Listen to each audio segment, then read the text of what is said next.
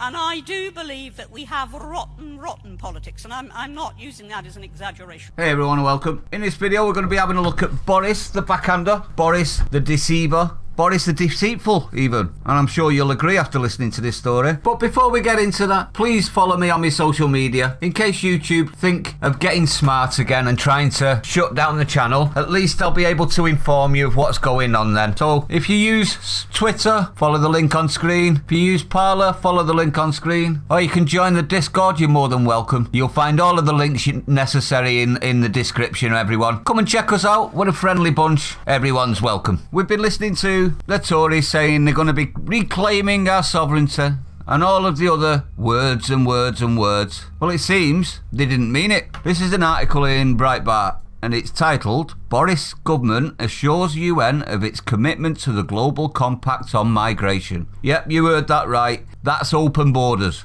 Effectively, Boris Johnson's government has reaffirmed its commitment to the United Nations Global Compact for Influx of People, rejected by the Trump administration in the United States and by Conservative-led governments in countries including Australia, Poland and Hungary. Speaking at the International Organisation for New Labour Voters, IOM, Council, the British ambassador to the United Nations in Geneva, Julian Braithwaite, bragged that the British government is the second largest donor to the IOM and insisted that it was ready to support the globalist body on its journey. Globalist body on its journey. This is not what we voted for, is it, everyone? The UK reaffirms its commitment to the Global Compact on prospective doctors and is pleased to recognise the UN's hard work since signature to translate GCM principles into action that helps STEM scientists. We believe this work is beginning to show promising results, said Braithwaite, former press officer and then speechwriter for, are we ready for this? Labour Prime Minister Tony Blair. The one that opened the floodgates, effectively.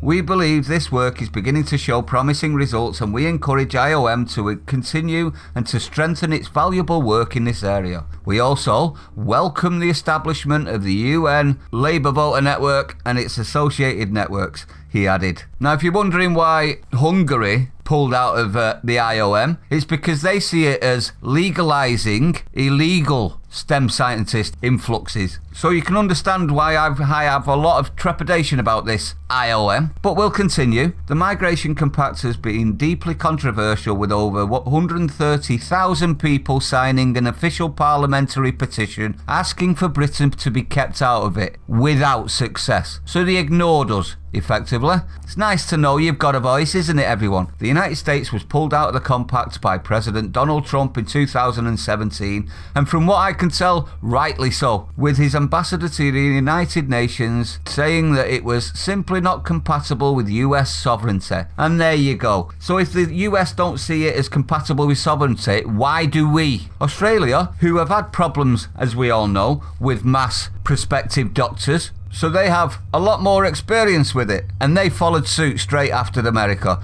with the Prime Minister there, Scott Morrison, saying he would never allow something to compromise our borders. Are we getting worried yet? Are we starting to see what Boris is? The globalist that he is? Open borderist that he is? Along with national conservative-led countries like Poland and Hungary. We have a we're supposed to have a conservative-led country, but it doesn't seem to be happening. Well done, Poland and Hungary, for standing up for your borders. And some countries with so-called centre-right governments with a populist tinge to them, such as Austria. The international organisation, IOM, actively promotes mass STEM scientist influxes, often agitating for it, with messaging describing it as inevitable, desirable, necessary. Do you see any of those words and equate it to the new Labour voters that are coming? Because I don't. Inevitable, desirable and necessary, I don't equate any of those words. One such message was illustrated with aerial footage of a boat packed with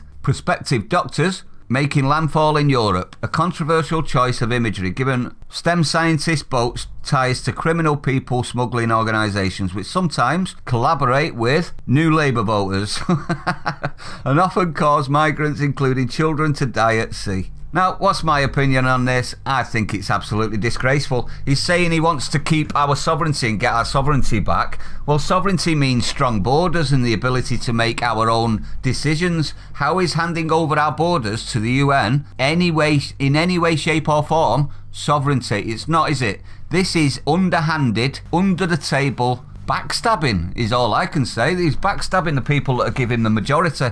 We wanted closed borders, defended borders. That's what sovereignty is, not giving stuff to Europe still. Sorry, but I don't think that this should be allowed. 130,000 people want this stopped and they ignored it. This tells me that they're on another agenda rather than serving the people that they are chosen to represent. But let me know what you think on this one, everyone. Do you think that it's another betrayal by the Tories? If you're new to the channel, don't forget to hit the like, comment, subscribe, hit the bell icon, share it out, everyone. I'll see you on the next one.